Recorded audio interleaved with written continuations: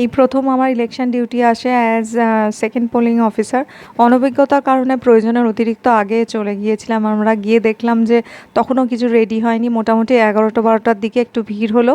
আমরা ওখান থেকে আমাদের সমস্ত জিনিস কালেক্ট করে নিতে পেরেছিলাম তাড়াতাড়ি, কিন্তু ওখান থেকে বেরিয়ে আমাদের স্কুলে পৌঁছতে যথেষ্ট দেরি হয়েছিল, কারণ আমাদের 4টে টিম ওই স্কুলে একসাথে এসেছিল। ওই 4টে পার্টি রেডি হতে হতেই অনেক দেরি হয়েছিল বলে আমাদের পার্টি স্কুলে এসে পৌঁছেছিল অনেক দেরিতে। আমরা প্রায় 5টা, 5:30টার দিকে স্কুলে এসে পৌঁছই।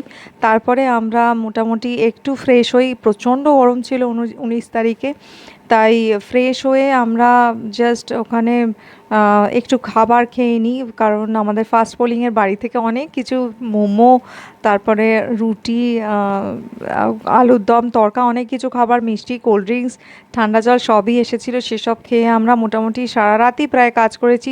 একদম 3টে 15 সময় স্নান করে রেডি হয়ে আমরা একদম নিজেদের কাজ ছেড়ে মকপোলের জন্য তৈরি হয়ে গিয়েছিলাম।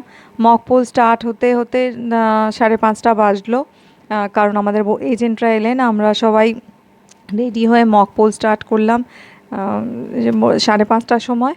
তারপরে মকপোল হতে আমরা বসলাম আমাদের কাজে। আর এই তখন একটুখানি বাইরে আলো ফুটতে আমি আবার বাইরেটা একটু ক্যাপচার করলাম। তারপরে ভোট স্টার্ট করেছি আমরা ঠিক 7টার সময়। যেটা সমস্যা হয়েছিল, যেহেতু আমাদের অভিজ্ঞতা ছিল না কারোরই, আমরা খাওয়ারও সুযোগ পাইনি। আমি আর ফার্স্ট পোলিং অফিসার সেই সকাল 7টায় বসি, আর প্রায় আমাদের উঠতে উঠতে বিকাল 5টা বেজে যায়। মানে এক নাগারে ভোট করতে হয়েছিল, কারণ 1000-এর বেশি ভোটার ছিল। আর ওই যে বললাম অভিজ্ঞতার অভাবের জন্য আমরা কাজ মানে কোনো ব্রেক নিতে পারিনি। তারপর এই হয়েছিল আমার হাতের হাল। একদম শেষ প্রান্তে এসে ওই কালি দিতে দিতে লোকের হাতে আমার হাতটাই কালিতে মাখামাখি হয়েছিল। প্রথমে একটু লজ্জা পাচ্ছিলাম, তারপর দেখলাম মোটামুটি সেকেন্ড পোলিং যারা ছিলেন তাদের সবারই একই অবস্থা।